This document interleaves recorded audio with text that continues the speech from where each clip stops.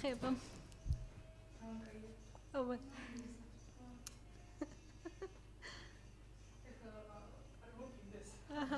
არა ხო?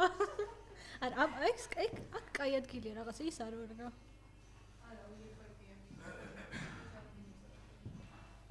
This is good like this.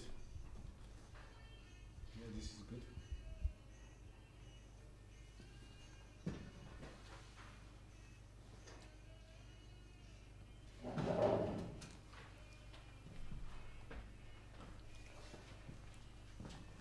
This you need?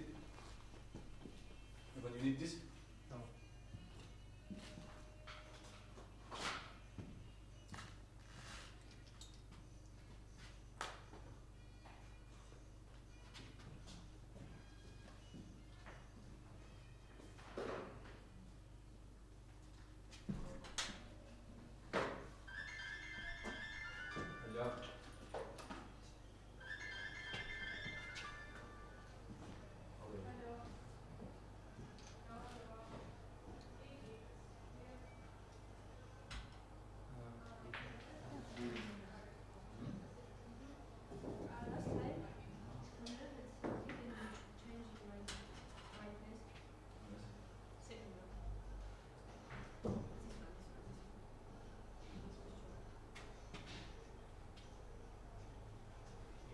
Yeah. Yeah.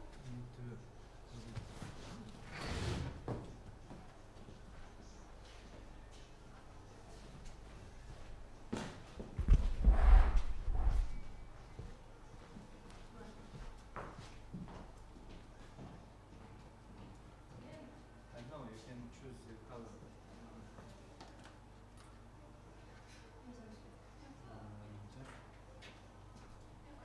Indoor?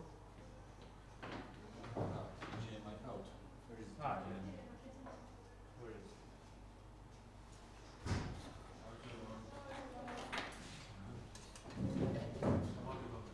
I think I watched your podcast, right? You might have done last week. Yeah, nice to meet you. Pleasure. I'm going to be speaking with you. Oh, really? Me and Sonny, but How are you?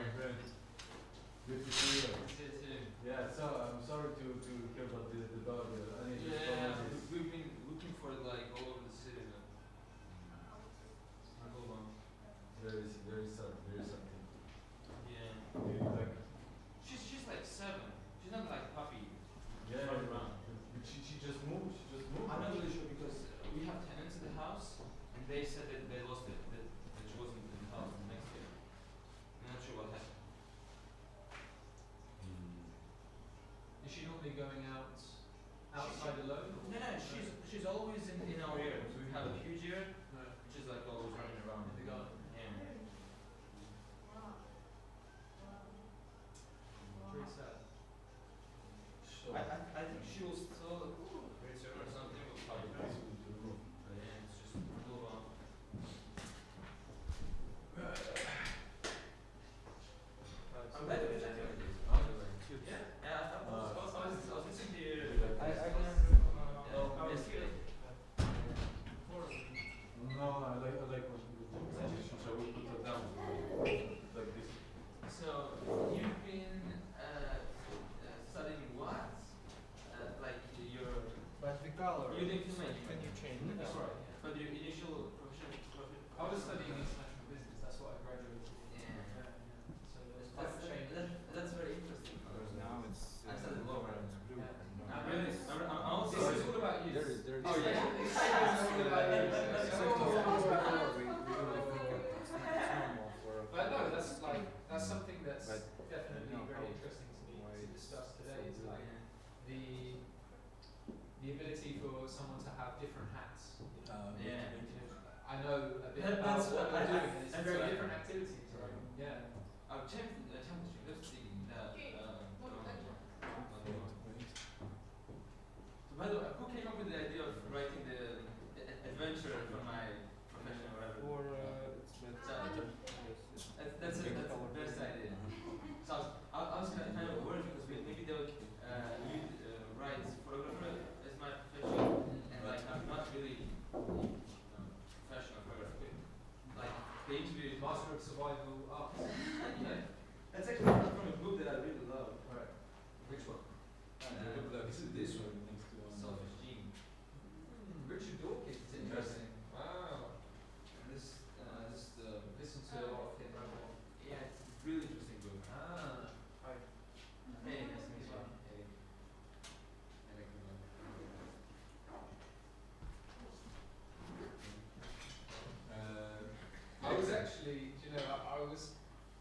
teasing with the idea of trying to find one of these in the city somewhere.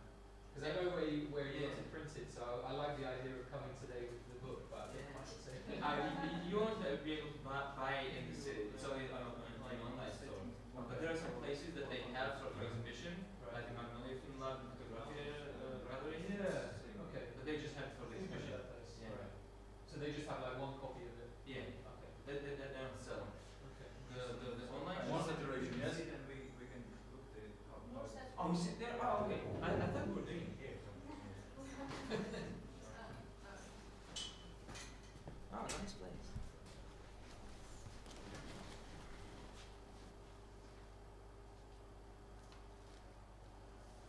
How do I look? Great. Sachin, can you, All right. can you see it? Oh, it's so strange to be hearing my voice here. But it's good to Yeah? hear in good quality. Yeah, That's your word. great quality. Our brains are going to be connected. We can only Yeah. hear each other.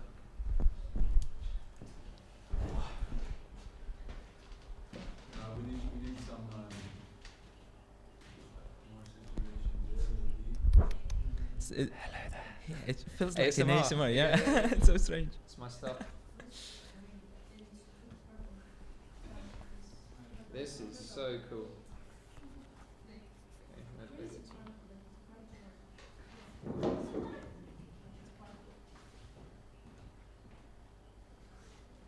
But by the way, I'm notorious for being really dumb with the cameras. So I hope today What do you goes mean well. by that? I don't really like to talk with cameras for some No, reason. It's not this. It's not this. It's the From temperature. It's the temperature from the camera. Because It'll be on- fun. on Saxon we Yeah, don't have this hope problem. so. I think it's really nice as well because you know Sonny a bit and Yeah. but we don't know each other. I So I think- know some of you, and you have some information about me, so I think we're cool. Yeah, but not at a personal level, right? So Yeah. can sort of just get to know each other really. Have fun with it. Now, is it 20 frames per second? 25? So wait, this one is where? So there's so many of these that, of course, you've posted some on Instagram, but there's Yeah. so many that are not online, right? Yeah. Is that intentional to keep the book kind of sacred? Because I guess if you put all of the pictures, the last section of the book is intentional, and I just kept the last section, like last maybe 10 pages, just for the book. okay. But all the other, the best photos, most of them are out there online. But there are some change. But also, photo book is not just about how what pictures are in it, but how they're the sequencing and their positioning and how much white space you leave for them. And like having the book is a totally different experience, whatever you want to call it. Right. Yeah. Yeah, I kind of liken it to, for example, editing. Because, for example, taking the picture is shooting some film, Mm-hmm. but it's actually in the editing process that you are shaping. That's more creative. in a way, Yeah. because you're- Editing, you mean editing photos or the book? Well, I'm thinking about from my perspective, my world, editing film, but then I guess the same kind of things apply here. Yeah. You're composing. The Oh, book. editing film. Oh, okay, Yeah, yeah, yeah, get yeah. it, get it.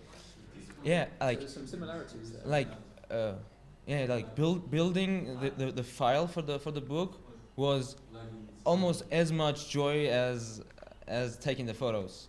Right. Yeah, Yeah. Yeah. yeah. there were, I think there was like more than 500 photos when I got back to Georgia, and there are like a bit more than 100 photos there. So I had to choose them. They're not chronological in any way. Right. They're just, I don't know, just telling a story. There's not a story you can tell, like in terms of words in there, Mm. but it has some like, how do I say? It has a plot somehow. I don't know. Right. Yeah, I think that's like that vision is the creative element, isn't it? Yeah. Like I you guess so. thinking that you have a path, you thinking that Yeah. there's a synergy and connection between them. And also the best thing that I felt there was, like I put some photos together and I look at them. There's no connection between them in terms of like rational connection, Yeah. and somehow I didn't like them. So then I put some other photos, which have not any more connection between them. But then they look good somehow. They just go along. They just create an environment for somehow. So you can really, like, if someone were to ask you, like, explain why you put these pictures together and not those, Yeah. I can't really answer them. But they just have to be together. As my last film was about vultures, I enjoyed this Yeah. quote. Yeah? It's nice, yeah. Are you know the quote? I think I've seen it before. Yeah. It's from a song Okay. of Jill Scott Heron. The song's called. There's a citation at the end of the book. You can see it there. Okay. I think it's called "I'm New Here" or something like that. I don't remember exactly. There are two citations in the book, I think. Your Soul and Mine. Your Soul and Mine, yeah. Nice. Really cool song. Yeah. Kind of dark, but it's really cool. That'd be really cool to play that song as like an intro to the podcast, but probably for copyright reasons they can't. Yeah, most likely. Set the tone. Yeah, I have a lot of questions about. Oh, and check out the rear cover of the book. That's the like a small map of the place I was into. And there's a page on the I think it's like the last page of the book, where it says the location of the photos, and you can look them up and then find them on the cover. Okay. We're not live right now, right? No. No. But let's go.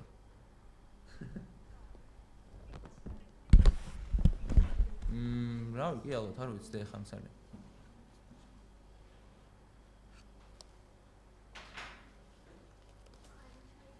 أو تقالك أي كنا بدأ منس. What happened to your nose, Erekle? What's that? What happened to your nose? Nose? Oh, I was skiing and somehow I managed to hit my nose to my ski while crashing. It doesn't look good, but no, whatever. For now, I'd love it.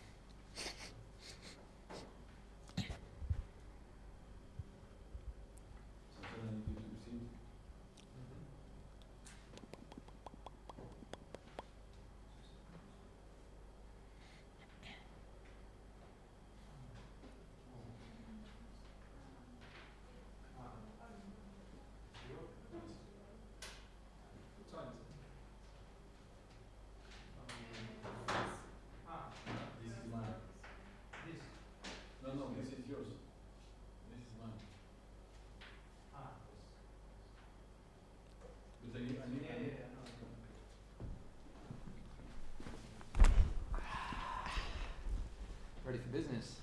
Yep. Everyone need to get the camera on Saxon a little bit up. Could use a little Yeah, maybe we can just move this one. that's okay. I think because the things that your microphone's attached. No problem at all.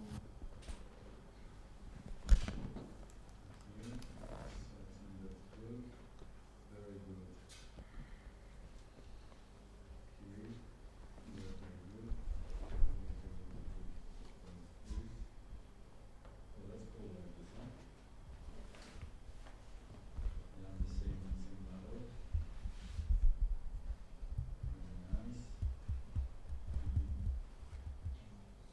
Do you like ASMR? Yeah. Oh, we should talk about that. That'd be interesting. ASMR. Yeah, I think I mentioned it in my podcast, but Yeah? maybe it's towards the end, so you might not have heard Maybe that, no, I don't remember. but what kind of style would you like? Style? What kind of style? Style? Yeah, Style because of, there's a lot of different types. of aren't there? podcast? No, of ASMR. Oh, really? Yeah. No idea. Yeah. This one is nice. Yeah. Yeah, I like it. But-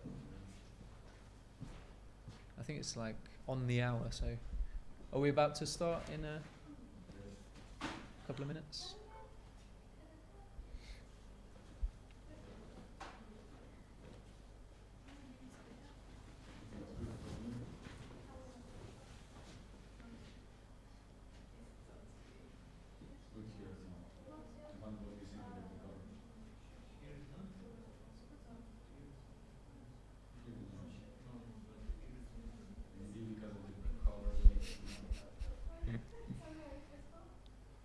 So you went all the way through, right? You saw all the pictures. I obviously haven't had a lot of time to process, But yeah. I did see every single one. Yeah, Nice. yeah. But I think when we finish, Yeah. I'd like to take a few minutes if that's all right. Yeah, sure, no problem. Yeah, definitely. How many physical copies are there in existence? Did I you get a pri- bunch printed for some friends and family, or did I- you sell some? I printed about, I think it was like 70. Oh wow, So I get it just 70. It was that's self. quite a number though. Yeah, it was self-published. So I give away like maybe 20, 30ish. I'm not sure, and the rest of some of them have been sold, and some are still being sold. So Oh wow, that's, okay, nice. Actually, some of my friends suggested that I should have, collaborated with the publishing. Mm. But coming back from such a huge trip and back, like I came here at like it was like 5 in the morning, and the next day at 10 a.m. I was on the lecture Wow. at my university. Wow. So I came straight to the studying, and I was doing on my free time all those setting up the book in InDesign. Right. And also I was so passionate about it. I didn't want anybody telling me how it should have it looked like. Mm. So I just did it on my own way. So Right. yeah, that was it. I can relate to that kind of commitment to how you visualize something Yeah. coming out. Yeah. That's interesting. The day after, wow. Okay, so when you were working on, how long did that process take to make the book? I had the file ready in like a month, I think, Wow. because I was doing a lot of sort of research, and I had a lot of references of what it could have looked like starting from the shape of it, the size of it, being landscape or portrait. There are a lot to decide, Mm. and so But what about like actually getting them printed? I Because just for was it 500 photos you had printed? no, like 500 photos was the total amount of photos that I brought from the Amazons. Mm. So I had like 12 rolls of film, and in total I think they made up like more than 500 photos. Mm. And I chose I think about 100 and something in there. I don't really remember. Right. And then I just found the best. What do you call them? The company that prints the books. What do you call them? Oh, be a publisher, I suppose. Yeah, printing house. Yeah. Printing house, yeah. Yeah. And I ordered them. It's not the quality that I love that I'm had to make. But, How did when you say that? What do you mean exactly? How would you envisage it? the colors of the photos are not exactly on point. Could have been Okay. better. Right. And then That's one of the sensitivities, isn't it? With film, photo, Yeah. it's all about this composition of light and. yeah, I mean, film in general is very sensitive in terms of colors, but then in anything you want to print, the printing process is really tricky Yes. because So that's why I asked how long it took to make, because I would have imagined a lot longer. no, I mean I had the file ready in a month and a half, but the whole process took. So I came back in October and I had them printed on 30th of December. Right. Okay, guys, we need to start now. All right. Let's go for it. It's live? We're live, yeah? Yeah, we're live. Hello, everyone. Hey guys. Mogsame Bit Megabrebo. Great. Welcome, friends, to the latest episode of the Freedom Podcast. Here at Sakartvelo Insights, we show you the full spectrum of Georgia so that you can tap into the opportunities. So your portal, your gateway to Georgia.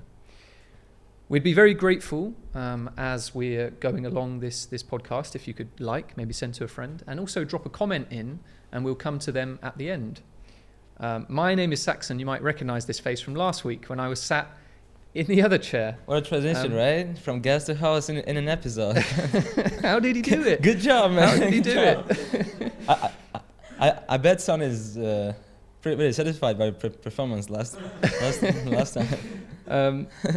So, on behalf of Sakartvelo Insight, it's a pleasure and an honor to be here today and speaking, especially with today's guest, who we've already heard from. But let me just give you a more formal introduction. Law student and legal aid intern, leathersmith and founder of Sakmi Leather, film photographer and creator of photo book Take Me to Amazonas, which we have just here. Show the camera this beautiful piece of work, which we will be coming to certainly soon. And general master of survival arts. We've got Erekle Bagashvili. Welcome. How are you? Thanks so much for a great introduction. My pleasure. Thanks. My pleasure. So, as I see it, law, leather, photography, and much, much more. But before we go into all of that, if you wouldn't mind, could you paint a picture of your beginnings and your childhood and perhaps how you've ended up doing what you're doing today? Wow. Well, as a child, I was quite different, to be honest. I was a lot less social and less bold. But there was some parts of me back then still that wanted to explore, just play with things, just, understand how things worked, experiment with stuff, anything, just would it be mechanical or just anything. Then over time, a lot happened, all the stuff that happens. And then all those, experimenting and stuff got me into all the things that you mentioned, and they can be at the first sight they can be very different from each other. And I get all the questions about, you must hate law, right? Being somewhat artistic. You hate law. I love it. You can love both of them. You could do all that. We'll definitely get to that because that specific point's super interesting for me.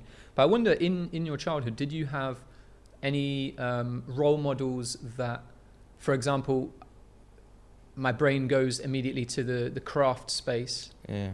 But did you have some role models that have been sort of directly inspirational to the specific things that you're working on? Well, I can't really think of an exact person, but lately, say there's a great local artist in terms of leathersmith, called his name is Omar Kalbakiani, a very artistic, great guy. He's into motorcycles and all those unique craftsmanship. The things I do in terms of the leather stuff, well, so I like them somewhat. They're somewhat artistic, but that guy is all improvisation and the uniqueness of the stuff. I could be I'm a bit inspired by him, but for a childhood hero, well, I remember I really loved John Cena. And amazing. But in terms of those stuff, I don't really exactly remember a specific person. Yeah. What was it about John Cena, just quickly? No, it's just something that came into my mind. But it's interesting how, it might not be at all related to something that you want to do in the future, but there's just certain elements maybe of a character, of a personality. That's a great. I've never. Wow, Saxon, that's a good job. I've never thought of it like that. If you think of it's so ridiculous, like the WWE stuff being an inspirational thing, for real. The John Cena was he was a role model of being the good guy. So I think deep in myself, I always try to be the good guy. So maybe that had to do something about it. That's Yeah. beautiful. Yeah. That's really, really beautiful. I also wonder, just quickly, whilst we're on symbols, Rango. Rango. I know that that's your profile photo, and that's a film that Yeah. I enjoyed quite a lot. I just wonder, what's the importance or symbolism of Rango? First off, Rango is one of the most unique animated films. Like, I really love animated films, and Rango is the most unique one I've ever seen. Like, if you pay attention to the details and the characters, it's so crazy, and then the plot is so nice. But the character of Rango, it starts. He's in what do you call them? The glass chamber. What do you call it? For the fish, you know. A fish bowl, yeah. Yes, Fish tank. He's like in a basically in a vacuum, you know. He has all the stuff, some nice pool and imaginary friends, and he's living a quite a comfortable life, and he starts off like playing some different characters, and then he questions himself of who he is. He has no answer to that, and the rest of the plot goes on into him impersonating different people. Well, mostly like a hero that he lies all the people about. I don't do too much lying, I think, but you know, I like to, you know, impersonate a someone that I might not be in a moment, but I think that's what the situation needs me to be. So that's what Rango is doing all the time. Like, he's impersonating a hero, a sheriff, which he's absolutely not. He's like a lizard from a vacuum. But he's kind of imagining a future version of himself. Yes, sort of. Right. Or the one that you'd like to be, or Right, something. right. Mythical person. That's super interesting. And then he goes in all those adventures, and he's like, the snake comes and like confronts him, and then he's sort of afraid of him, leaves, and he has like a spiritual journey, meets Clint Eastwood. It's such a cool sequence of him. Do you remember it? I watched it a couple of times, but it was so long ago. It's just bits and Yeah. pieces. It's So then he leaves the city, the town, and he meets like the Clint Eastwood, like the animated version of Clint Eastwood, and he's like the spirit of the West, and he says, it's not about you, it's about them, and then he decides he has to go back, fight the snake, and really be the person he was impersonating. So it's like the search of self and all that stuff. I really like the idea of Rango. Yeah. Me too. That's something perhaps we need to talk about when we've finished this conversation, I think. Yeah. And I think for me, Catch Me If You Can, I don't know if you're familiar with that film. I always thought that character is based on a true story. Was a real inspiration. In a similar way, I connected with how I feel you're talking now. In a strange, but in some way apt transition, I'm going to continue talking about role models before we move on, and just ask about the role of your sister. Yeah. So one of the Freedom Podcast alumni, or one of the early guests here, and I was listening to that yesterday and this morning. What influence has she had in her endeavours on what you've been doing? Has it sort of offered you some belief and motivation that you can do whatever you want to do? Yeah, like my sister has been a great inspiration and a big backup for all my life in anything I would ever do. Was it like in the family situations, my social stuff or whatever it was.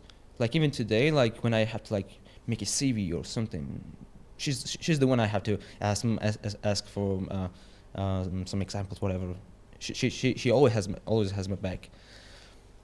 I remember when was it? I was in Berlin, so I had a summer job there, just just regular stuff, and I was trying to get a buyer for my leather stuff, and there was the situations where I had to. I wasn't sure how to do it. I was trying to find confidence in myself to like go ahead and talk to people and stuff, and there was this stuff when. I started, so the question came up to my mind at home. The question was, what would Keta do? And then I started asking myself that. So there was like, there's Keta in real life, and I had my my cat in back in my head, and she was always there, and sort of I was like asking what would she do, and she would always provide the most ambitious answer possible, probably, and that's how I see her, like, honestly. I think I definitely think I'm the person who knows her the most, I believe, and I see her so like. So because you know her that well, a version of her lives on in your head, and you can therefore predict what she would say to you in a decision-making instance. And I can assure you, she would give you the most ambitious solution you can possibly think of, all the time. That's really so beautiful. Yeah. That's really, really so beautiful. But like back in our childhood, we're like the opposites. Like even now we have like huge differences. We're different. Like if you look at us, she's extremely pale. Well, not extremely, a lot more pale than I am. We don't even look like brothers and sisters. Like we have like 3 cousins, and 2 of them are like pale like her. And one of them, Dosha, is darker skin like me, and everybody thought me and Dosha were brother and sister, and they were brother and sisters. So we don't look like our characters even are like different, but we're kind of balanced each other along the way, and we've been teaching each other and learning from each other. Like when she was here this January, and there was a situation that I think she got kind of, she liked my decisions, and then she said there was a sort of inspiration for me, and there was the one of the most pleasant things I've heard, because I value her being inspired by anything. It's like a seal of approval. Yeah, stamp of exactly, approval. exactly. I couldn't relate to that more. There's an uncle of mine who's super creative. An uncle of mine, okay. and he's making films, illustrating. Yeah. And I saw him over Christmas, and he said to me something about my work, and so I completely connect with what you're saying there. Talking about the teachings, is there any particular idea or specific moment where she's given a piece of advice that's really stuck with you that you can recall? Let me think of it. Well, I remember I had. Well, I can't really think of an exact situation. Maybe. It's okay. We can sit on it, and maybe later if it comes back. Maybe later. Yeah. But like in general, like she is straightforward with me. Like she thinks I'm doing wrong, or I'm being not strong enough with anything. She says it. She means it. Like there are times when she tells me her idea is like, I don't like the idea. I don't think it's what I should do or whatever. But then sometimes, she was right. It comes into my mind, And so you know that when you speak to her about a topic, you'll always get an honest answer. Yeah, absolutely. Right, and that's invaluable, isn't it? Yeah, she's pretty straightforward in general, like with anybody, I think, and with me also. With her, like, she really cares for my success. I see that a lot. And there was an interview that I was doing for a job that in the end I wasn't hired for, and she was listening because it was online. She was next door in the room next to me, and she was hearing it. And when I finished it, she told me, "You talk too much about things that were not that important." And I was like, "What do you mean? That was important?" And all that, because for me, like as an, not only a law student was important, but turns out she was right, because I talked too much about things that was not that important. Yeah. You're in the perfect place today for that. Yeah. Here, this is the time to share all of these stories. just don't put too much thinking into right what I should and should not. Yeah. Right. I love it. Yeah. Could I just ask you quickly? We were discussing just before we started filming as well about this specialization topic, and being someone of various hats, having these different parts of your life. I remember hearing a quote in a podcast recently which said, specialization is for ants. And the longer part of that quote is that this gentleman said, a human being needs to fulfill so many different roles. He gives a list of examples, doing this art, preparing a dinner, looking after a baby, all of these things. To have a generalized skill set is, of course, really, really important. How do you view this topic for yourself? How do you view these different parts of your life? Do you see a synergy between them, or do they live kind of in their own spaces? First off, that's an extremely wise quote from the guy. Yeah, specialization is for ants. If you want to be doing one certain thing, well, maybe it could be cool. I don't know. Maybe you really get really good at it, and probably there were people who are like that and really changed the world or whatever. I'd rather just live all of it. And when it comes to my hats, well, not just the things that I do, but the group of friends that I had. As a child, I remember having them extremely separate. So almost none of my friends from different groups knew each other, and I felt like I was transforming when I was with different people. So I was a different guy with those guys, and a different man with there, and then it changed because growing up, people mix up, take some people to different places and stuff, and then those boundaries just disappeared. Like a few years ago, I remember. So when I was, I started doing the leather. When we were starting to get into the business area already.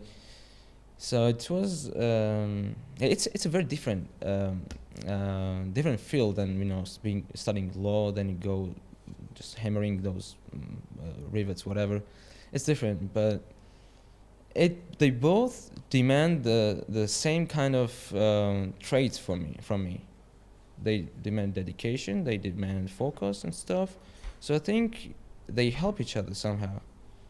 But there was a point where there was a period that I guess I got lazy somehow. So when it came to studying law, I felt like I then later realized that, but in the moment I was like, I don't really have to push that hard into studying law. I'm actually a leathersmith. And then I would go to my work desk and I was like, I don't really have to improvise that much. I'm actually a law student. So I don't have to be that good, right? This is just a hobby. And I would go back to the university and I was like, I don't care about this too much. I'm a leathersmith. But then after realizing the fall that I was making into thinking about them, then it kind of changed. Now I demand the best from myself. I actually for now the leather business is kind of paused. I have some plans of rebuilding it like a different way, a different management, different stuff. I mean with a U, not stuff. I mean the people that work for me, brilliant people, but with different approach. I mean. I think, like as for a person that I think they're not like very separate, because I don't feel like I change from place to place for now. I think I'm just like a how do you call it, like a shapeshifter. Yeah. So it's like a how do I describe it? I don't feel too much change actually in terms of personality when I change my hats. I think they might be demanding a bit of that from me, but I try not to, because I try to have a constant sort of, not really character, but it's a constant thing in me that really drives me. And there was a time, a certain moment in my life when I discovered that thing that would have to remain constant in me, no matter where I went or what I did, and it was very hard to define, but it was the closest to kindness, I think. So you have to be kind. Whatever you do, just be kind. And it's all going to be. I was really curious what word was going to follow then, and kindness was not coming to my mind. So that's interesting. I'm not really religious, to be honest, for now. I used to be as a child, but I think kindness is most taught by religions and educated by. But I think kindness has a lot more to do than just religion and just this moral just stuff that we have. I actually have some philosophical questions, which I was thinking we could close with. All right. So maybe we can come back to that if that's all right with you. All right then. So if we dip into the three topics now, obviously, I've got quite a lot of notes and a lot of questions on this book and what was involved in making this book. But if we just begin quickly with law. So first of all, congratulations on your new role. And thank you so much. You speak about how you love what you do with law. What exactly do you love about it, and what are your objectives in this part of your life? Well, first off, from the first semester, I already knew that I'm not into criminal law, civil law, agreements, people collaborating, making agreements. Making agreement is such a cool thing. You have to think about all the possible things that can happen and agree with people prior to that happening, so you don't have a dispute. So it's really cool. And then you still have some disputes, and then comes dispute resolution. Like for now, the most common dispute resolution, how do you call it? Way is to just format. From just go to the court, right. Just bite each other, take whatever we can. But then for now, it's called alternative dispute resolution, which is called mediation. But we mediate. I'm only calling myself a mediator because I'm It sounds nice. I don't have a license for now, and up until summer probably. But as a person, I'm also a mediator. You can write that in too. So mediators, we think that it's not an alternative, but actually it's the main path to take in terms of dispute resolution. Then you can go to the court. But then this mediation stuff came in just this semester, and I'm in love with it. So it's an art of how to get two people fighting into shaking hands and agreeing. And you have to be very human problem, isn't it? Yeah, you have to be extremely neutral. You cannot even offer them a solution. It sounds strange, right? How can you help people without even really interfering into the problem, without them at least noticing it, that you are trying to solve something for them? You're just helping them using the correct words and stuff and the energy to show them that it's possible to make an agreement, asking them to tell the story, but you asking them in a way that they want to be less biased, less angry with the story, come down to facts instead of feelings that they have, and just de-escalating the situation and super interesting, driving them into agreements. I think probably, and this might be the case for me and might be the case for others, I did study a little bit of law in my education, but it makes me think about the admin processes and bureaucracy and paperwork and whatnot. And so to hear this side of things is actually really interesting, this very human element, which is managing relationships, managing communication. Yeah. What you mentioned, this administration and all the bureaucracy, I personally call that the boring part of the law. But as a lawyer, you have to know about it at least. You have to know how that all works. You may not be filing all those papers and everything for the bureaucracy, but you have to know how it works. So just finally on law, where did it come from? Was that a kind of dream of sorts? When was that idea born? Good question. So I think I was in like 10th grade. So, and to be honest, I don't really remember I coming up to like me thinking too much about my profession and then maybe law. It was like, I think it was like a given thing. I just knew I had to study law for some reason. I don't know.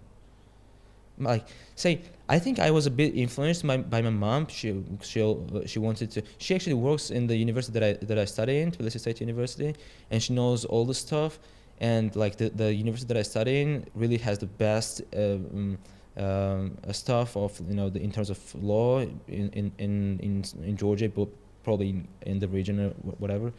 So she really wanted me to meet all those extremely educated people and all that. And I think I was a bit influenced by that, but I don't remember it being like I was like, why are you pushing me like that or something like that.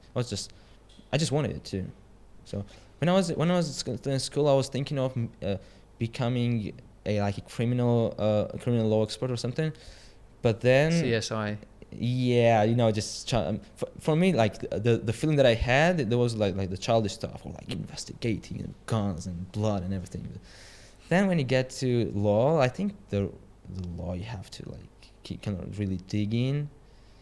First off, it's the theory of law, which is like, I think the most interesting part of law, like the philosophy of law, basically, where it really comes from. Because you'd be surprised how strange that it gets when it comes to thinking of justice as a given thing that we all experience and feel, right? It's very strange things. But all this theory doesn't bring that much opportunities and jobs and whatever, So you have to, in terms of practice, I think, civil law, agreeing, all that stuff. Sounds good. So whilst to follow on from that was kind of the origin of law in your life. What's the origin of Sakmi leather, or what is it, Ape Man leather? Previously, it was called Ape Man leather. I'll tell you a bit more about the name. Please do. I'll tell you about the leather itself. So by the time it was 2019, I was in my second semester at the school, law school, and I got my first job in a bar. I was a bartender by then, and I had a motorcycle. By then I was feeling like a biker, whatever you're gonna call it. And the leather stuff and bikers have a very nice love story. So I was looking a lot. You're in your David Beckham vibe. Yeah, and I was looking a lot into like leather wallets, and they have like chains on the wallets and stuff. And I just wanted to get it, and I was just like the what do you call it? All the aesthetics came from the biker world, but then. Actually, this is the watch actually that got me into leather work. So I had this watch for over 11 years, I think, for now, but without the strap. So I had this watch, and I wanted to get a new bracelet for it, a new strap.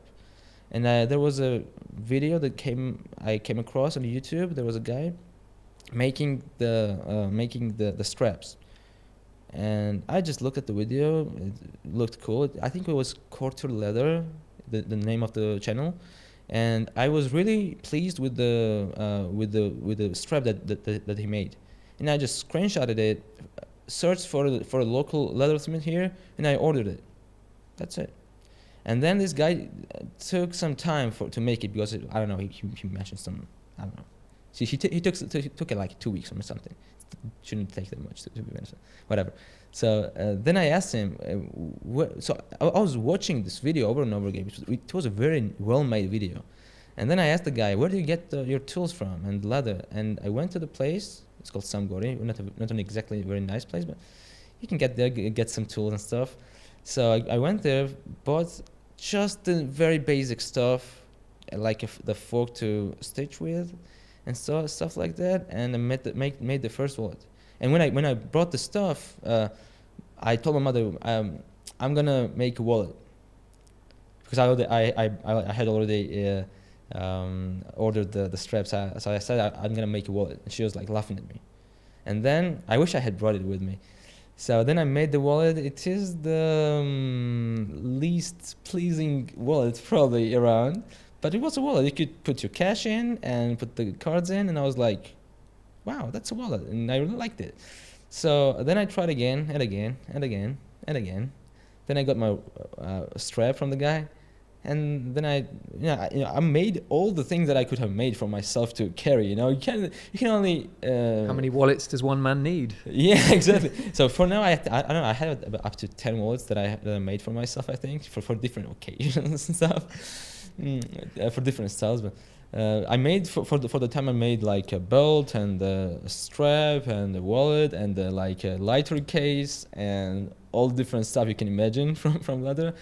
And then there was my friends. Were my friends, so I made some stuff for them. But then it got expensive, buying leather and stuff. So I thought maybe I can just make a nice Instagram page, come up with a name, and if any of my friends want to make something, they can pay a nominal price for it, and support the hobby, get all the stuff they want from me. So that brings us to the name, does it? The name. Ape Man. Yeah. Ape Man.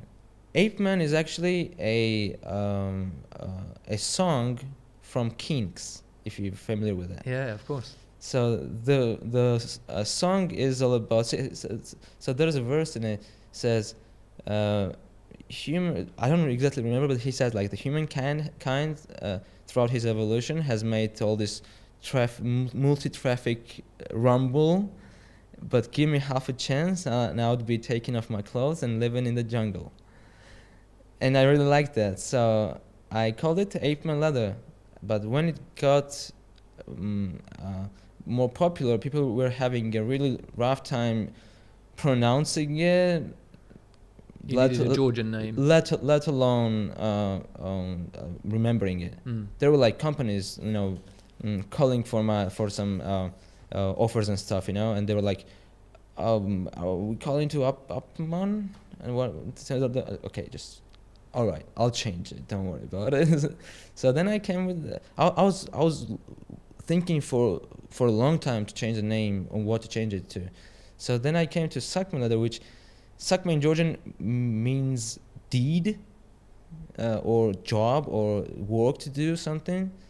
So I like the meaning of it, and also I don't know if it sounds like somewhat Japanese for you guys, but it sounds a bit Japanese, and Japanese guys are the best in leatherwork. Like in terms of handcraft, nobody beats Japanese. Yeah. So I sort of like the Japanese feeling of it, and I also like the meaning of it. So I just stick with. That's a really nice story. Yeah. So just quickly, I wonder,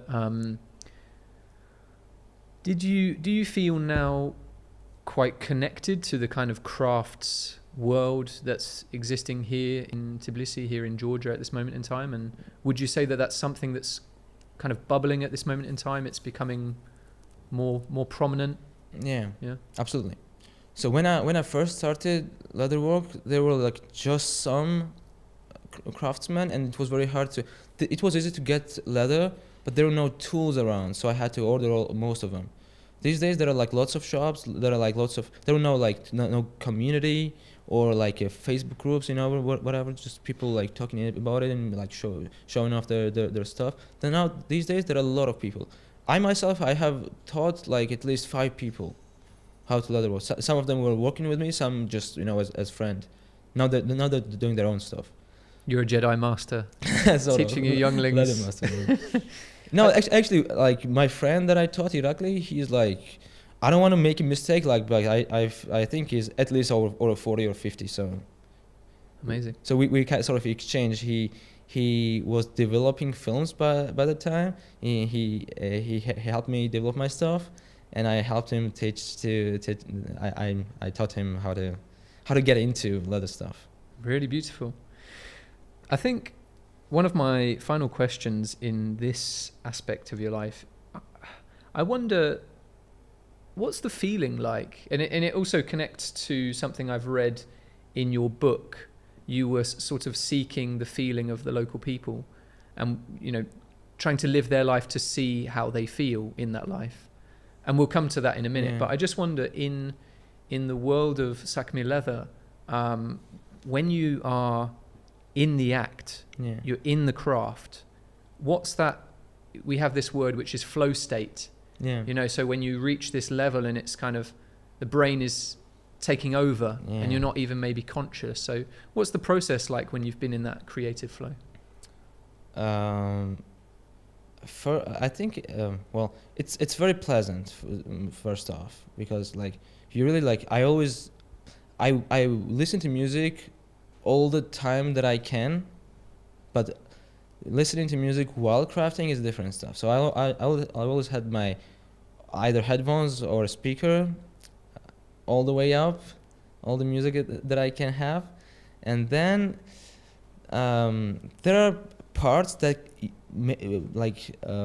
demands for you to be extremely conscious, and like, you know, all the measuring stuff. You make one mistake, cut it in a wrong place, and you may ruin all the piece. So some of it really makes it's kind of sort of, it's not exactly stressful, but it makes you like measure like 100 times before you making the cut. But then when it comes Hyper focus. exactly, like you have to know what you're doing. But then when it comes to stitching, say sometimes you have to stitch a long way. Like I always stitch by hand, we don't use machines. So you make the holes and you just start stitching. Now that's a fun part. So it's kind of boring sometimes, but then if you're in the state of in the flow state, you get the music on, and there are like some finger movements that like gets into the muscle memory, and then you do all those stuff like tightening by the pinky finger and pushing it, and like this, you like each of the fingers have their own purpose in it, and it goes like they're like dancing through the stitches. And amazing. yeah, it's a lot of fun. Amazing. I need to see that. Yeah. So if we move on to the photography and adventure side of things now, which I have to say, I've got too many questions on this, so we'll see where we go. Where did the journey with film first begin? Because from what I've seen, you were doing this for a year or some years before you made the journey to the Amazon. So how did you enter into that world? So I believe it was also 2019, and there was a review of a film camera that I was watching. I knew nothing about photography, how cameras worked by then. I just really liked the sound it made, this clicking when it takes. I need to have that. And there was a friend of mine, Nina, that I knew had a film camera, and I asked her where I could find it. So at the end, I decided to go to the, what do you call it in English? Tribridge, Shalikhili, Tribridge, whatever. Market, Yeah. So I went there. Not the best place to find a film camera, but you can find something. Not the best price, but I got what I could find. It was a Soviet camera called Zenit from the 60s. Zenit, let alone, are not the nice, and it being from the 60s, it's pretty old. Like even for old camera 60s, I don't know. I have a Smena from the 70s. Yeah. So Oh, Smena. Yeah. Is that the same?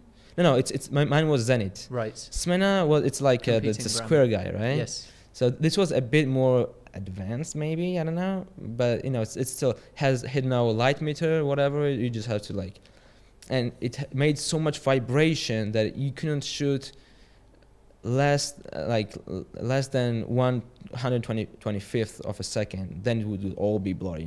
When you push it, it was like it had like you be like you shooting a gun, like a how would you call it, like the drawback. The cock. The cock. So it was not. It was like pretty shitty camera, to be honest.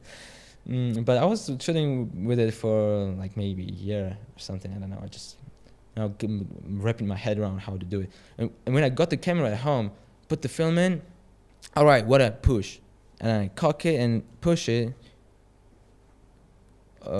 It doesn't work that easy because you have to choose the aperture and the speed all by yourself. It Manual. has no light meter, whatever, no indications. You just do it on your own.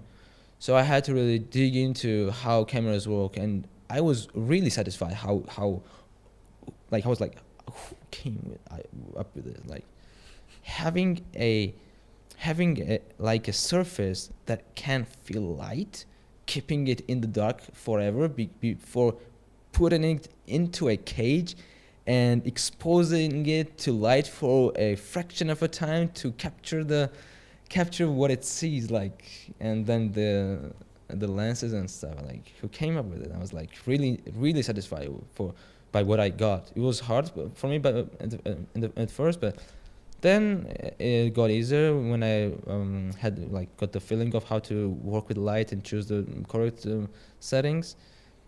And by then it was pretty inexpensive to buy film. Not the case anymore. Yeah, it's so expensive these days. Friends of mine that are really into film photography, as I know, it's really the process that they fall in love with. Absolutely, yeah. Would you concur with that? You'd agree with that, yeah? Rather than it kind of the focus being on the product, the focus is more on the process. Yeah. I'll tell you more about it when we get to like the travel stuff. Okay. Well, I actually printed off the writing that you've got at the back of the book. You did such a good job of like getting all the information about me. That's kind. That's kind. It's really a pleasure as well with your story. Yeah, really a pleasure. Thank you so much. I was considering the possibility of reading this whole thing out, but there's, in particular, the last 2 paragraphs, or a paragraph and a sentence. So if you don't mind, I'll just read that out. Yeah, go ahead. So this, everyone that's listening, this exists at the back of the book, Take Me to Amazonas. Like the end notes. Yeah, right. Life in the Amazons is hard and full of dangers. However, this does not stop people from enjoying their lives to the fullest. These people only need food for one day and hope for another. Quite frankly, that's all it should take for us to be happy and grateful in life. That's right. Really beautiful words. Thanks so much.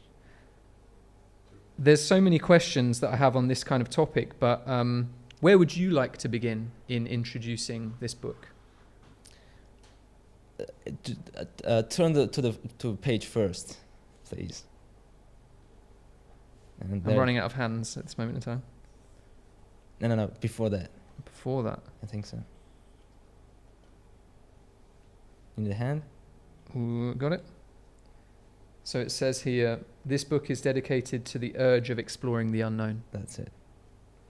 So, whatever it is that I do in my life, all the things that you mentioned that I do or I have done, it's always looking at the future. I have no idea where it takes me or what challenges it brings. It's not just a book, it's whatever in life. It is the urge of trying to get to know to something that you don't. Right? Like, what's gonna bring? Like, what's gonna happen? Like, am I good enough for it? Do I have what it takes to do it? Like, when I decided to go to the Amazons, I was actually watching an article about the biodiversity of the place, and you'll be surprised what danger it has. Like, all the stuff that lives there. So there are a lot of good sides, and it turned out to be not as dangerous as I thought. Because like all those stuff are not like just in your way, right? Where I was, like, there was like deep in the jungle probably. But what I had to think of was, there's a lot to fear going to Amazons. Those people only speak Spanish, and I learned Spanish when I was 14, and I had a teacher for a year, just that. You have to go to people that you don't know, how they react to foreigners, especially someone for being from a country they have never heard of, and all those stuff. And then, like, I'll tell you just about just some of the animals that I heard of, watched back then. So there's the spider. It's called the wanderer spider. It's the only spider in the world that leaves its net at night and goes hunting, and it's one of the most poisonous spiders. So you can find yourself at night being chased by a spider. Then there are these electric elms or eels. What do you call eels? Eels? Yeah. Eel, yeah. They just electrocute you, kill you in the water. Anacondas and all those stuff. Jaguars, the kings of all animals, I believe. I rank jaguars higher than lions. They're the real kings, I think. You're really, I mean, I can't really articulate enough how much you're talking my language now, because Oh yeah, if you listened to a little bit of, yeah, of course, yeah, man. it's really up my street, and investigating these kind of lesser known stories of nature is super, super fascinating for me. Why is the jaguar the real king? Well, lions are less agile and less flexible, I think, and jaguars are the strongest. They have the strongest jaws, and they're like put together all the good stuff that is like spread around in the kingdom of felines. And like jaguars, I think they are the best balance of cats. They're huge, they're strong, they're like extremely clever, and have all the great senses that cats are endowed with. They take down alligators, don't they? So Yeah, that says enough. Sometimes alligators Rare, take them yeah. down too, but like Right. and also the Amazonians really worship jaguars a lot. So that's a really nice transition. So before we go on to a couple of my self-indulgent questions, Yeah, of course, go ahead. just when I saw the book, Yeah. a few minutes before we began, you've got only a little bit of text throughout, Yeah. well placed, but there's two topics that you discuss in a little bit more detail. Yeah. The first is Cambo. Yeah. Could you tell us a little bit about Cambo? So there's a frog that lives in the Amazon rainforest. It's called Philomedusa bicolor, the scientific name. They call it giant leaf frog or the monkey frog. And so this it's a like pretty. I think it's toad or frog, whatever. It's a huge frog with long arms, and it secretes it has like a through its skin it secretes like poison stuff. So what it does to people? So I think it's hard to like be poisoned by the frog itself, because they're like extremely clumsy and slow. But Amazonians catch them, scrape off the poison from the backs, and use it for the ceremony.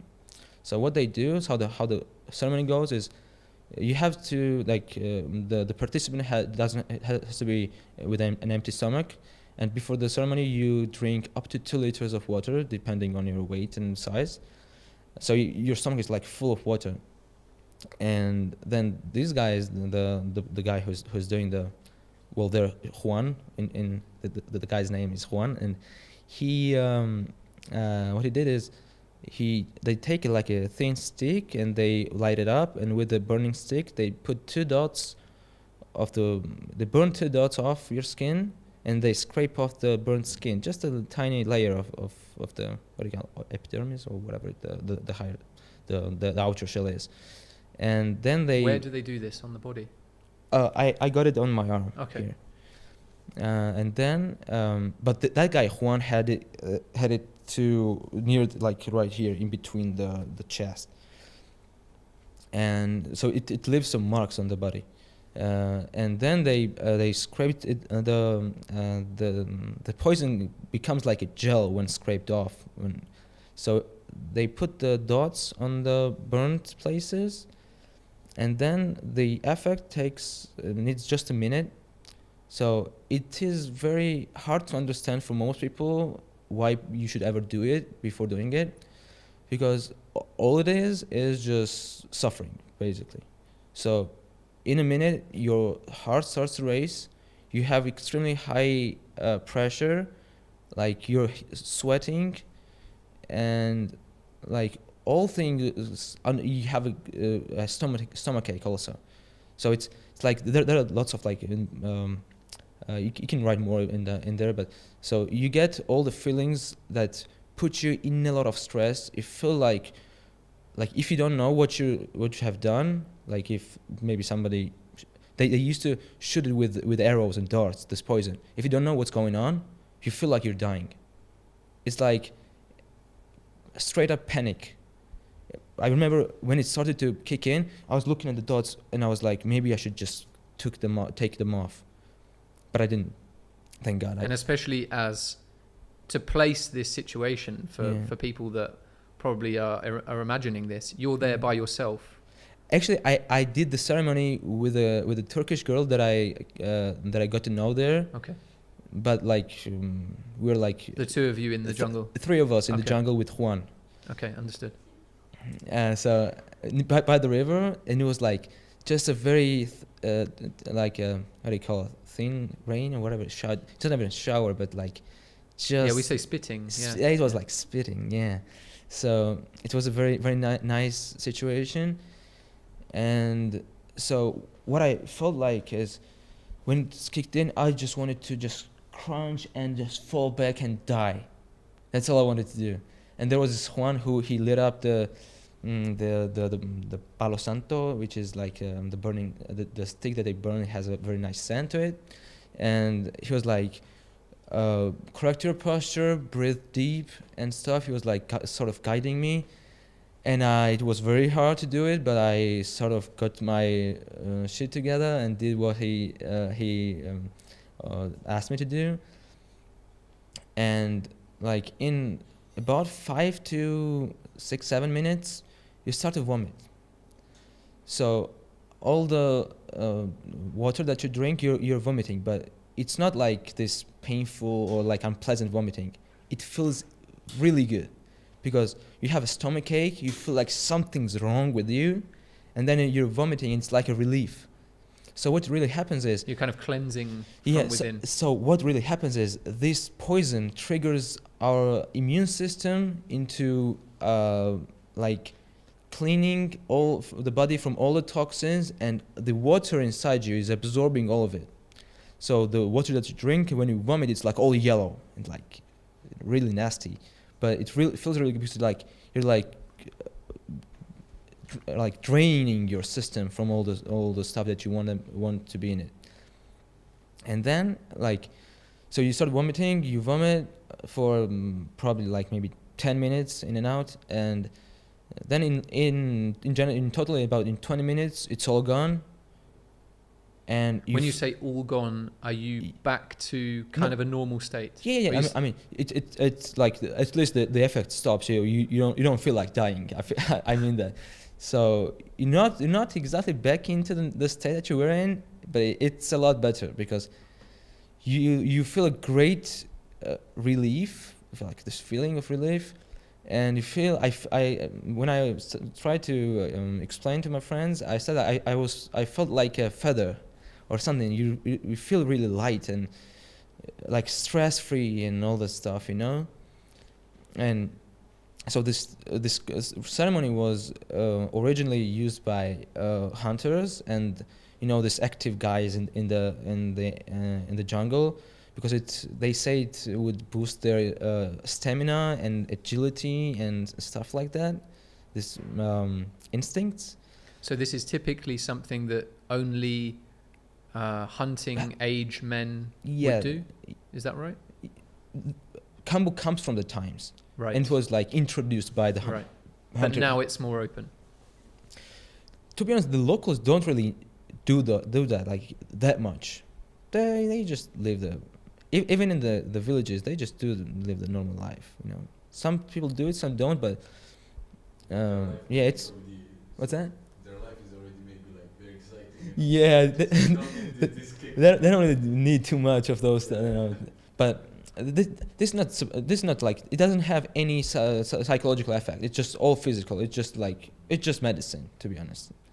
You just as you would be like putting like different medication, whatever, to make your body do things. Then you do combo to boost your immune system, drain your system. It's just medicine. It's hard to do, and also if you have what do you call some cardiovascular problems. Yes.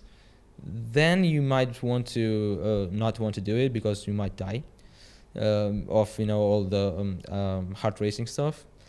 So that's what they asked me. Juan asked me to if I had any problems with my heart.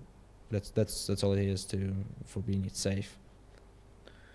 Very, very interesting, very enlightening. And so the second thing that you've got in here is about shamanism. Yeah, it's ayahuasca thing. Yeah, could you tell us a little bit about shamanism and how you experienced? Of course. So these days ayahuasca is getting really popular, I think. A lot of Western people are trying to try it. So going to the Amazons, I knew about Cambo as well. I knew about ayahuasca as well, and I really wanted to try it. It wasn't the primary objective, but it was definitely in the to-do list. So there were some people that I saw on forums to try it with, but I wanted to come across it by myself, like just asking to people and just doing it on my own. That's how I did Cambo also. I just met the guy in a random park in the city, and when I left, so I arrived in Leticia, the center of the place. They have an airport and it's a small city, and then I started traveling up the Amazon to the villages, and I was asking people about any people who do ayahuasca stuff.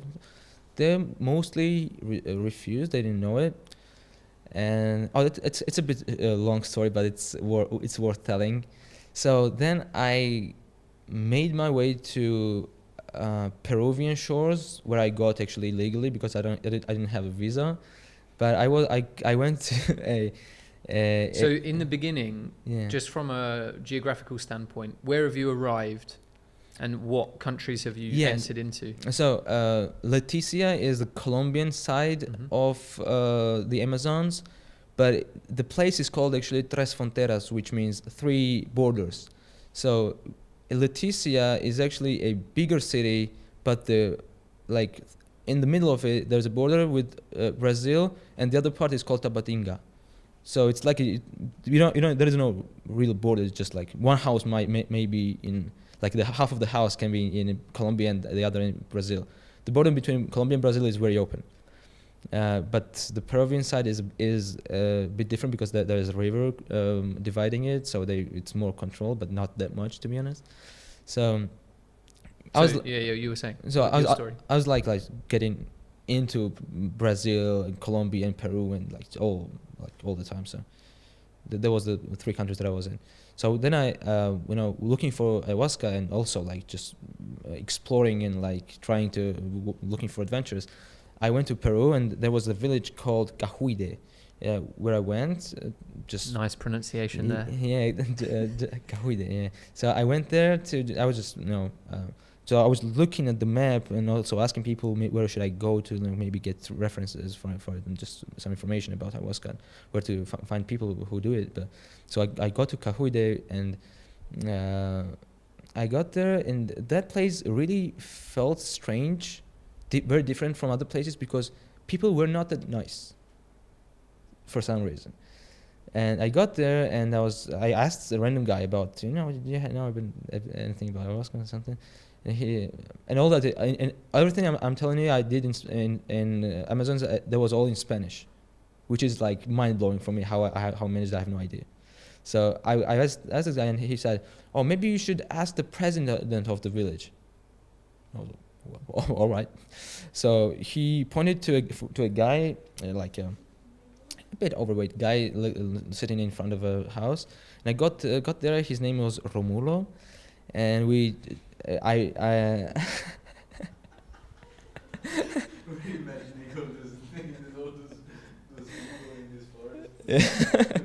So I told him I was a journalist writing some stories about the Amazons, and I talked with him. He was very nice with me, and he said, I don't know here, but there is a guy in the Colombian side. The place is called Arara, where you can find a guy whose name is Americo, and he makes the ayahuasca.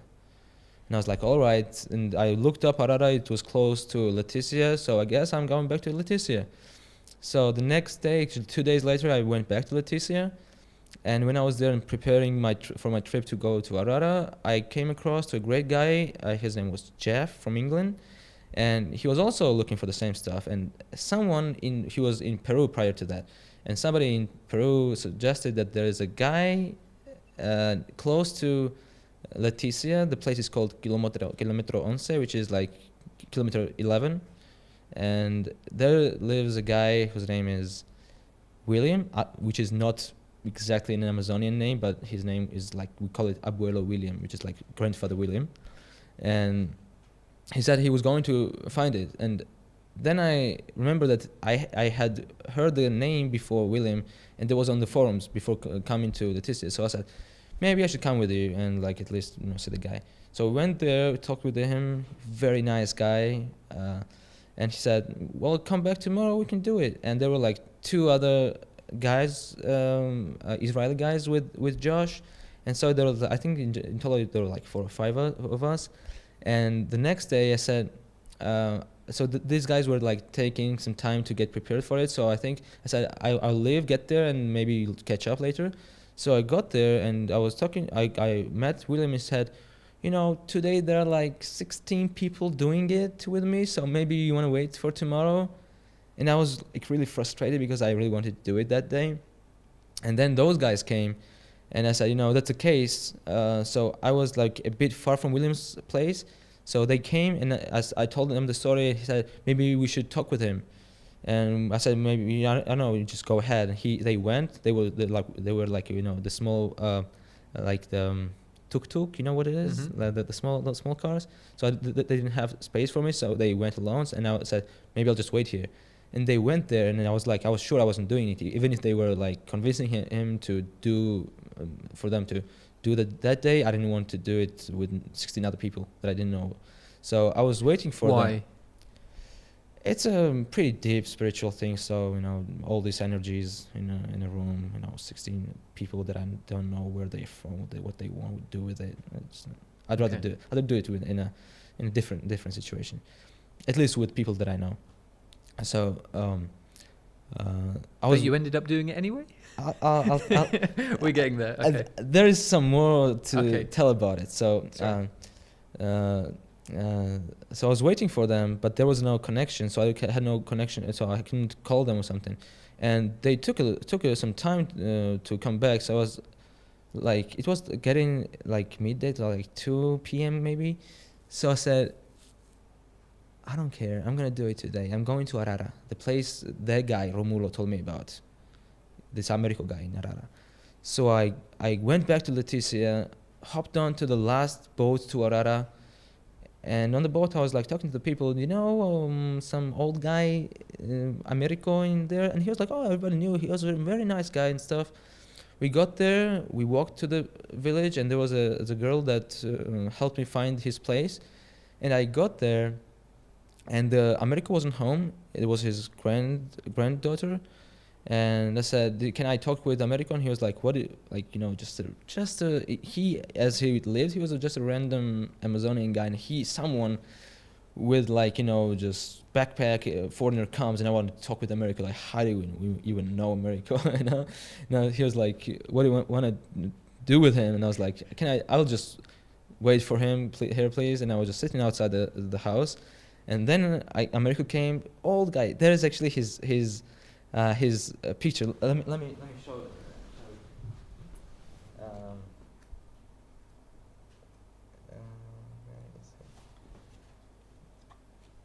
Pretty nice guy, actually. Where is it? Oh, there he is. So he got home. And the granddaughter as well. Yeah, that's the I think great granddaughter maybe. So there were like 3 girls, like that child, and 2 other. Yeah. Two Might be a bit far. Yeah. But yes. And so he got here, and I said like, "Hey, Americo, I was in Cahuide, and Romulo told me that you might be making ayahuasca." Because I wasn't sure if that was the right Americo or not. He said, "Oh, ¿quieres tomar? Yo tengo." And she said, "Oh, you want a drink? I have it." I was like, "Wow!" And I got inside the house, and he said, "Well, stay here tonight, and we can do it tomorrow night." I said, "All right." So I slept in his. I had my hammock with me all the time. So I had my hammock inside his house. I slept there, and the next day we were like preparing waiting for the at night or something to do it, and during the day I was talking about it with him with him, and he mentioned that the effect took like 12 hours, which is unheard of for ayahuasca. But I thought I misheard it. But later, when I was like asking more about it, and actually he said it's not ayahuasca, it's Tohe, with a TOHE. You can't search anything about it. So I searched it. There's nothing about it. So I guess they just have another name for it, because they also have, like, for ayahuasca they call it yahe as well. So I thought it's just another name. So I was waiting for it to like get dark to do it, but I was talking also with his daughter, and I asked her, like, what is the plant that you're making it from, and she said, "Oh, it's an orchid." And I was like, wait a minute. So there's this thing called datura. It's a known thing in Europe also. People do it. It's known as the most it's most dangerous psychedelic thing around. People actually die from it, and people like have like nightmare of trips from it, and it lasts 12 hours. It's a very much different thing from ayahuasca. So in that moment when she's explaining that, are you then becoming aware of what is unfolding? So Okay. Because datura, if you search it, the orchid that it comes from, they also grow in Georgia.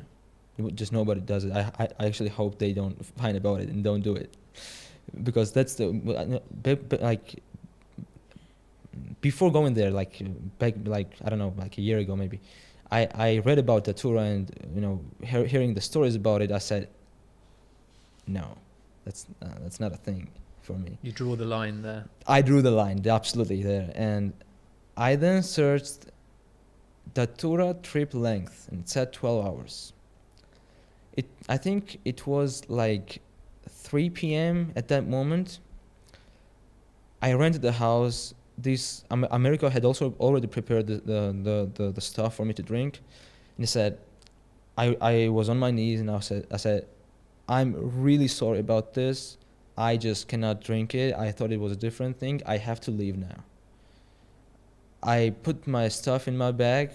I paid some money to the people because they fed me and gave me shelter, and also he prepared the thing for me.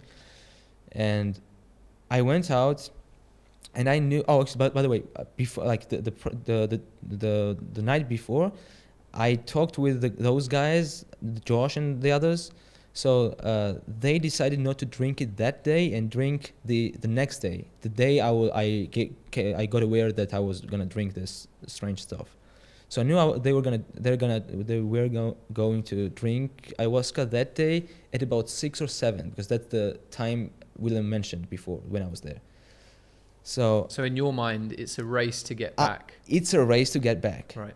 And I was like, so in order to get from the village to the riverside where the boats were supposed to be, it takes about an hour to walk there. But at that time, they told me there are no boats at that time because it's too late. Because the boats from the village to the city go early in the morning, and then they come back, and that's it. Just once a day or something like that. So I looked at the map. Let me show you on the map, actually. This is. Yeah. I'm gonna use your mic. Yeah, of course. Wow. So this is Arara, and this I think this is the place that I was supposed to be. So initially I traveled like this through the river, and then I found out that there was a path going through the jungle to kilometer 11 or 7, I don't remember. I think it was city actually. Right. So hopefully for friends listening to this Yeah. on the non-live version, we can edit in a picture of this Yeah, map. good idea. That would be really nice. Good yeah. idea. So it was, I think it was like 22 kilometers, and I had like 3 or 4 hours to get there. And you know, the map, the online map just calculates and said like you need like 4 hours to get there on foot. So I said maybe if I don't stop, I can make it. Without any further thoughts, I just hit the road, get to the jungle, and I was like, in like 20 minutes, I was like all drenched in my sweat because it's very hard. It's like very humid there. And When you say hot. jungle, are you trying to get there the quickest, most direct way possible? Yeah. And therefore there's no kind of path you're going? I don't know. There's a path, Okay, but okay. a path. I mean, like this wide, just a walkway through the jungle. No, not much. Through the Jaguar home. Probably there wouldn't be any jaguars like that close to villages. Just building the atmosphere for you. Yeah, but like the environment looks like there should be a jaguar somewhere there. So I started walking, and I walked 8 kilometers without stopping or drinking any water because I had a goal to reach. So I just went there, and then I see, wow, a carretera. It's a roadway, pavement, but it's unfinished. So I got on the pavement, I continued walking, and in like, I think it was like 2 or 3 kilometers, I came to a village-ish place, and there was a guy with a motorcycle. I paid him, and I asked him to bring me to the place. So I was lucky enough because without the motorcycle, there was no way I was gonna make it, and also it was starting to rain. So I was lucky enough. I made it there, and that night I drank ayahuasca. So tell me about that experience. So I actually drank twice. The first time So this was the second time? No, that was the first Okay. time. So the first time was a bit,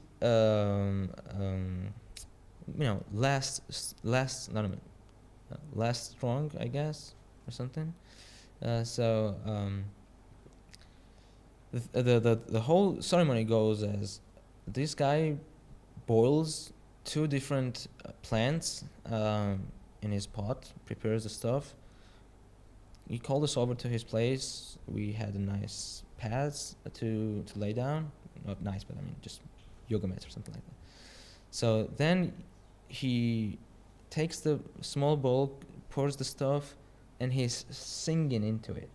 Like he's like singing mantra. He's like mumbling as a singing. Wow. But the way, the energy that he's like singing with is like so pleasing and so soothing.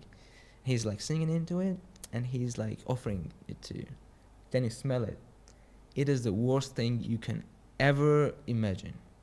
Just like it speaks, don't drink me. It's like, What kind of aromas or smells or flavors are coming? I can't really tell. No? It's just like extremely strong odor. Like I can't really explain. I can't really compare it to anything. It's like just tells you not to drink it. And it's actually pretty hard to drink it because you feel like vomiting while drinking it. Then you drink it, and you lay down. And this guy keeps on singing. And in an hour, it feels to get funny, different. What do you want to call it? So. Had you done a lot of reading about what was going to unfold? Oh yeah. You knew what absolutely. was going to happen. Yeah. It's been a point of interest of mine for some time. So I was really into this mind games, if you want to call it. So you knew what was going to happen, and you were excited about what was going to unfold. You can never know. Right. You can cannot in any way explain. Like even if right now, that's why I'm taking that much to talk about it. There's no way you can talk about it really, but it's a extremely strong spiritual it's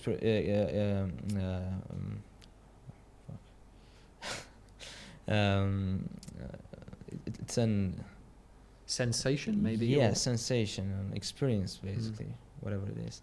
So it's like it has closed eye visual. So it's not like you're looking at a lamp and it's shifting. you have your eyes closed and you're like traveling through the I don't know.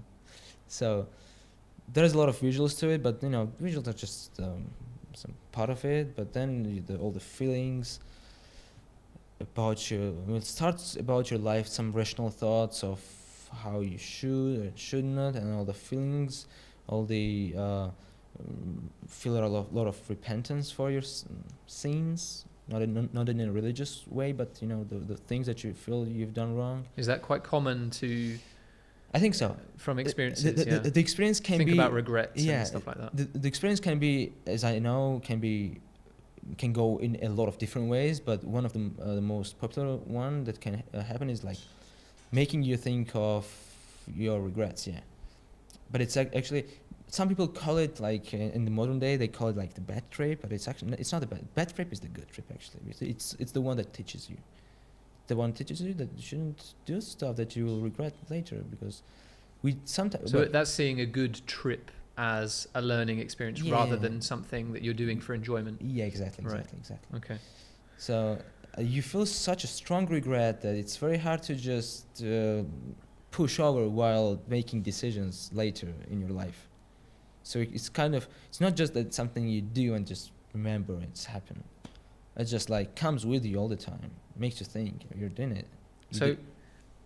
Before we move on to some of my other questions, I'm curious, are there any sentiments or ideas or thoughts that this experience or one of those two experiences brought you that you still have close today? Oh, absolutely, yeah. So both of those, like ayahuasca is a lot deeper thing in terms of spirituality than Kambo, but Kambo also gave me an idea of a thing and like a self-confidence thing, and ayahuasca really teaches you, it like takes the kindness, this constant thing that I talked about, to a higher level. It just teaches you have to think of what you feel, what others feel around you, the energies that you how do you say energies that you transmit, yeah. Nice word. So it's being this is sort of a heightened level of consciousness. Is that how you'd maybe describe it? Yeah. Awareness. Yeah. These kind of things. It's really hard to really explain the thing that happens there, but it's not like just any drug that you have, like smoke or drink or whatever. It's not just that, this feels good, or this is such a funny color or something. It's like the second time I did it, I had an out of body experience, which means like when when I was talking with the Abuelo William, we were talking about this experience, and also in ayahuasca the active psychedelic compound is DMT, which is said to be produced by our brain when we die. And I said to him, if this is what happens when you die, there is no point in being afraid of death, because all this is just a nice, good balm or whatever to your pains, and just soothes you out. It's like a motherly hand on your head. Just everything's fine, kid. It's like in terms of like feeling, it's like teaching, and it's like hugging you. It's like it's all fine. It's such a nice thing. Really beautiful. Yeah. If we move on and we come back to a word of gratefulness. Yeah. You've got a line in the book which I've also seen as a caption on one of your pictures online. Poverty for some is a life well lived for others. Yeah. And as a sucker for good quotes, this actually, I was looking through, I've got a document actually, I've got a whole sheet comprised of all of my favourite stuff. And there's actually a Leonard Cohen quote, which is, there is a crack in everything, that's where the light gets in. Oh, nice. And I just wonder, this is something that you talk about a little bit in the sort of summary of your book, but this role of gratefulness and observing how people live. I've got one quote here from your text, which is, "One of the amazing features of the Amazons is that there's no excuse for these people to give up on a job. Yeah. A woman wins like a man, an old man like a child." And this is a situation you're describing when they are carrying goods for the camp, and each, young, old. Yeah, there's no difference. Right. And you were saying that there was an old woman that's carrying what you're carrying, and you're questioning if you can continue, and seeing her is sort of spurring you on. So you can go where you like with this question, but I'm just what I'm curious about is your sort of observations at a social level, the collectivist kind of ideologies of family and community, those kind of things. So that is a huge difference with Georgia. So we have like roles. You should do that. He should do this. She that. There, they see labor to be done. Whoever's there, whatever they can. That's how I saw it. So there were like goods to be carried. So a child, he's small. He's gonna take the small pack. An old guy, he'll do what he can do. But it's like, for the modern people, labor is associated with pain and suffering for some reason. That's what I see in people, like, oh, you have to walk that much, oh my God. So I walk a lot in Tbilisi, so sometimes I would just walk from Waka to Sakartvelo for some reason. I just like it. And when I say it, and when I say it, people are like, oh my God, you said I have to be so tired. Like, I feel like they think I've suffered. So in the modern day, like, physical labor is associated something that you don't want to do. You have to keep out at any cost and let others do, and you'll be fine. You'll be good then. But in the Amazons, it's like it's what else if not that, right? It's just I'm not really sure how much they enjoy it. Maybe they don't even. That it's like all this labor that they have to do, and all this pushing they have to do to whatever, fuck, to live the Amazonian lifestyle. It doesn't take away this gratefulness. They don't feel like, oh my God, I had to carry all this stuff. My life is so miserable. Like some modern people would say, I had to do all this stuff. I had to walk all the way home because of something, or I don't have enough money to buy a car to not be in the bus, and they feel miserable for it. That's not the case in the Amazons. Seeing things as a chore, it's just part of life, maybe. And they're happy through it. So there's a sequence after the traveling, when you see the book again. So there's a sequence of traveling, and there's a sequence. There are pages of labor that those guys bringing the goods to the village, and then there are some stuff of them like doing the hard parts of the life, and then there is a very nice picture. Later you can see it. There is a sundown, and it's a silhouette of a small boy. There's emotion somehow. You can see his face, but I feel like he's happy. So the idea was that through the day of all the hardships, at the end of the day, they're happy. And then again, the next sequence starts of the same labor going again. So it's a circle of life. Do the job, get the job done, and at the sundowns, relax. And they do it best. Simple, pure, yeah, beautiful. You mentioned you there drawing a comparison with Georgia. Yeah. That is a nice connection for me to ask one question I had, which is, Do you feel, and this might be particularly relevant considering we're on the Sakartvelo Insight podcast. Yeah, that's what I was thinking. I wonder, do you represent, how do you feel about representing Georgia when you're abroad?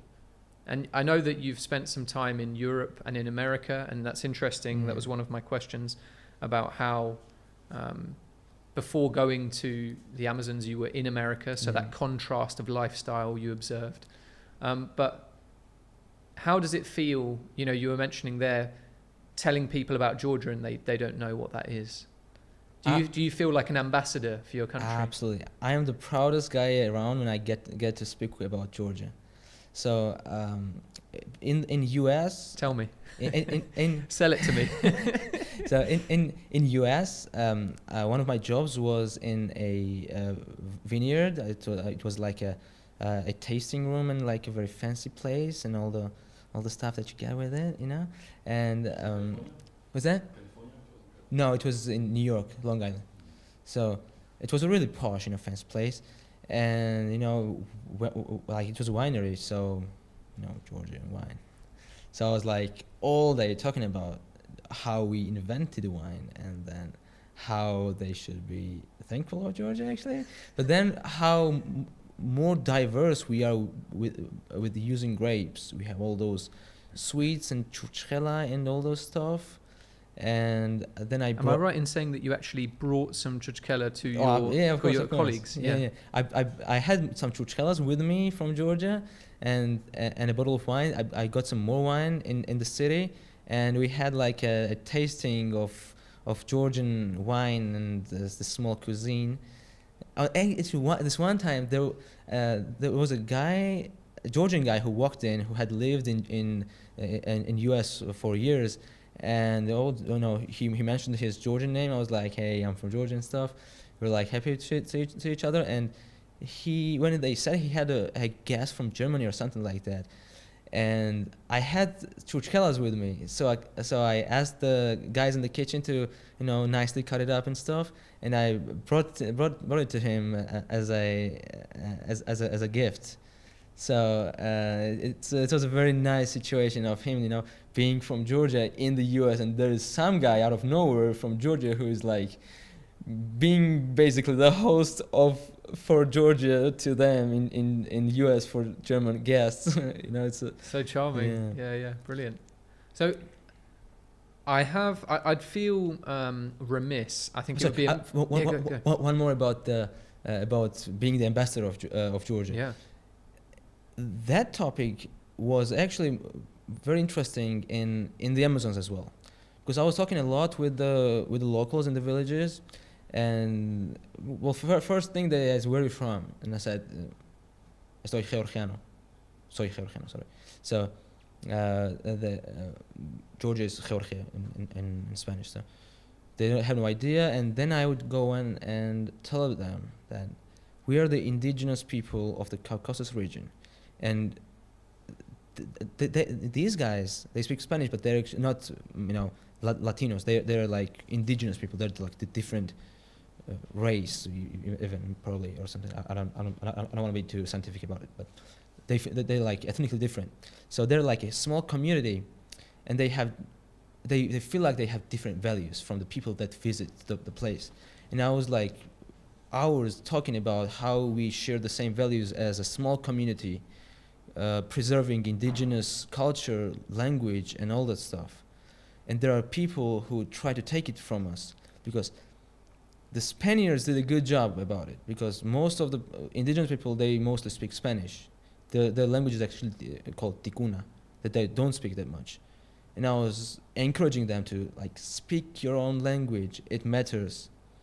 That's what's gonna help you preserve all of this in the long run. You're just very lucky to have all of this around you while speaking a different people's language. What kind of point is that language at now in terms of the preservation? Because if that situation continues too long, I suppose ultimately it would be lost. So how did you perceive that? Was it something that sometimes in certain circumstances you'd hear them speaking that language, Yeah. ceremonies or all these kind of things. There was a village called San Martin de Amacayacu where they only spoke Ticuna but they also spoke Spanish like with me, but like between them it was all Ticuna, and there are like some poorer places where they would only speak Ticuna because they were not open to business. They were not touristic. All the places like along the Amazon River, like on the coast of Amazon River, everybody spoke mostly Spanish because, money takes over. But still, like beyond that, there are like lots and lots of villages that preserve the language, and locals in between they use the language. So this was a point of connection for you with some of the local indigenous people. When you'd explain Georgia, they'd maybe feel a connection, a brotherhood, exactly, that you're fighting a similar battle, or you at least have a similar situation. Yeah. I was trying to telling about our history with Russia and what happened with them taking all our culture from us and we're trying to take our language and stuff. It has to be heard, right? Yeah, indeed. There's one kind of big topic, and as someone I perceive anyway, we don't know each other so well right now, but I perceive don't worry. I perceive that you like to dig on certain subjects and investigate. It's a curious mind that produces this kind of work. I was speaking actually with Sonia about this last night, but we were talking about the recent discoveries, or fairly recent discoveries, of the lost cities of the Amazon. Yeah. And there's a particular archaeologist called Graham Hancock who's done a lot of work in this area. Is this something that A, you've looked into? And I'd be particularly interested if B, when you were there, you connected with anyone or had any conversations about this kind of topic, whether it's the ancient lost cities, which are often talked about, or just reaching further back into their history with them. Is that something that you've done? What's that with the lost cities? I haven't heard about it, to be honest. Oh, really? Yeah. Okay, well, this is something we definitely need to talk about off air afterwards. But there was a film which a friend of mine recommended some years ago, it's called The Lost City of Zed, or Z for an American, and this is about a real explorer called Percy Fawcett. He was British. That's a movie, right? Yeah. And when my friend recommended that to me, and when I watched that, that's based on a true story. Oh yeah. This Percy Fawcett did go from the UK. I think he did 3 voyages, and ultimately in vain. He didn't find what he was looking for.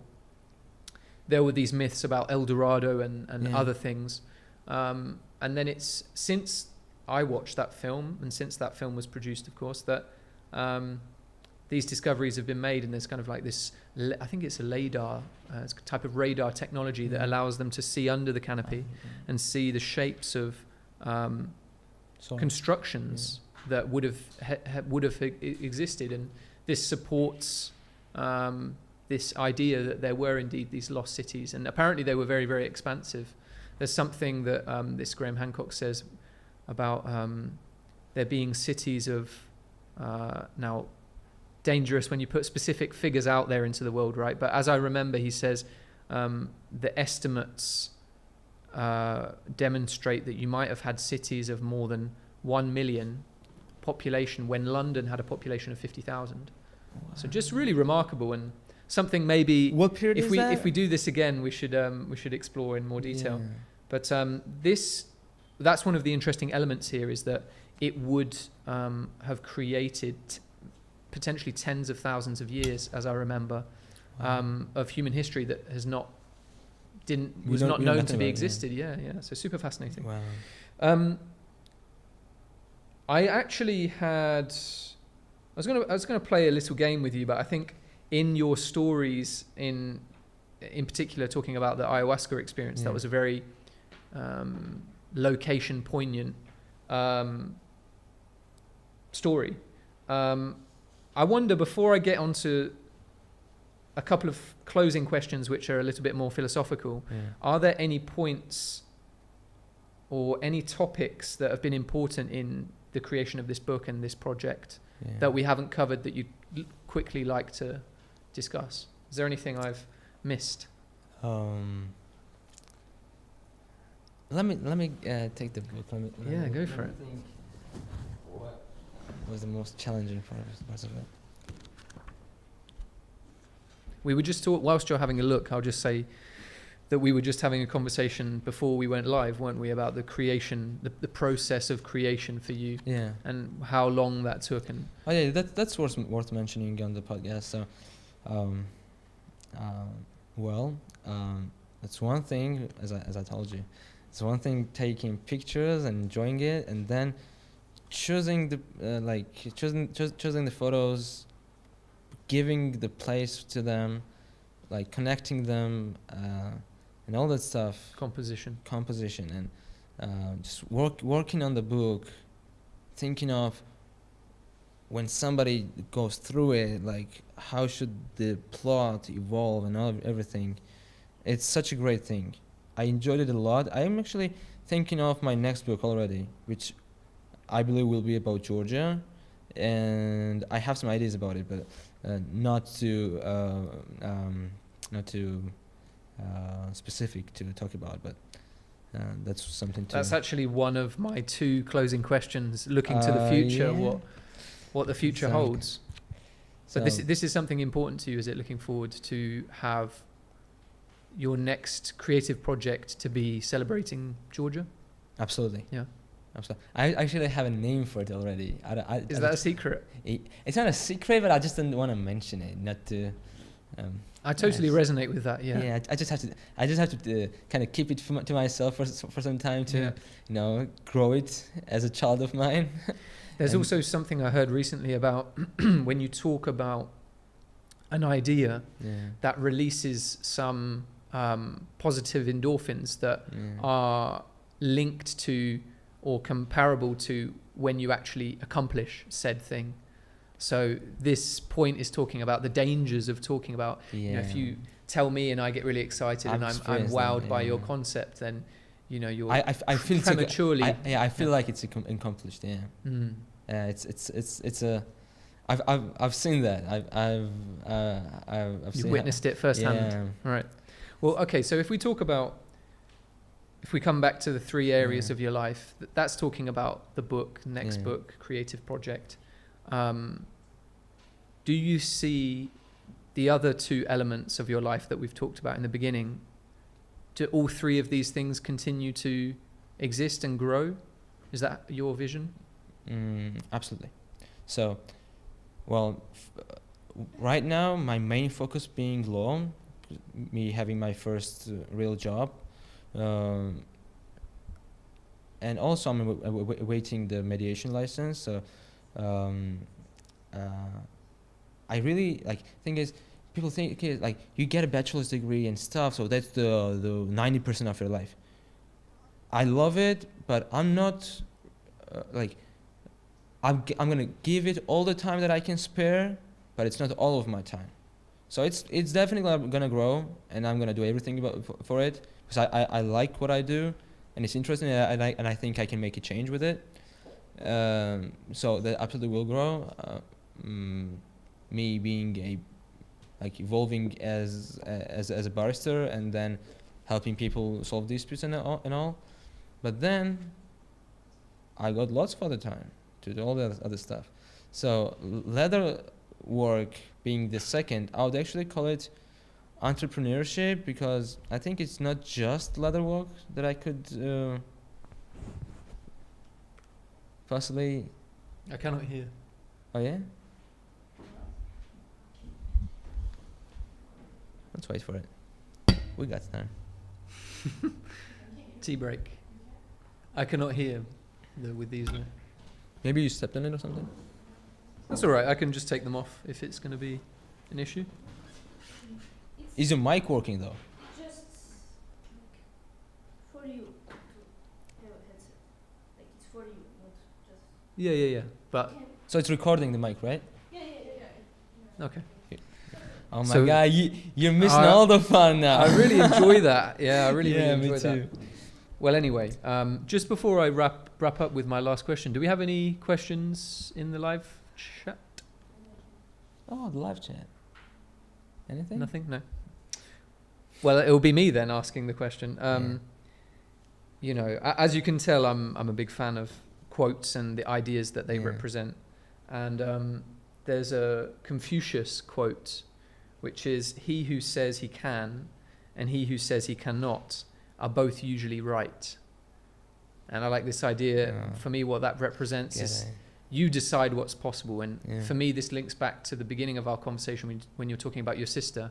Yeah. She will always Give the err on the side of ambition and reaching higher and seeing what's possible. Do you think about legacy, this word? Do you think about what your impact on the world will look like? Is that something that you care about? Yeah, absolutely. To be honest, that actually takes me back to the question that you asked in the beginning of the podcast about somebody being my role model. Sounds a bit... Am I going to get a John Cena speech now? No. It was actually Jesus. Wow, okay. Because I was, I value like this guy a lot, even though I'm not exactly religious and I don't really believe in his supernatural natural abilities. But it's been 2023 years since he was born, and we are still counting our years since he was born.